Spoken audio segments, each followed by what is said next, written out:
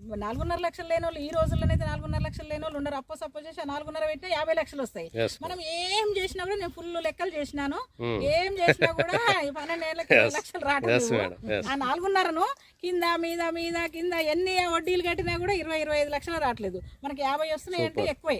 Super madam, మీరు చాలా బాగా క్యాలిక్యులేషన్ చేశారు. నిజంగా గ్రేట్ మేడం, మీకు హ్యాట్స్ ఆఫ్. ఫస్ట్ టైం మీరు చెప్తున్నారు క్యాలిక్యులేషన్ చేయడం.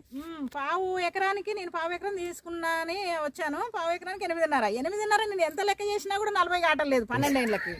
నేను 2 రూపాయలు వడ్డీ కట్టినా కాటలే, 3 రూపాయలు కట్టినా కాటలే. మళ్ళీ ఇచ్చినోడు మళ్ళీ తిరిగి ఇయ్యడు, నాశ వదులుకోవాల్సిందే. కాబట్టి భూమి అన్న ఉంటది కదా మనకి.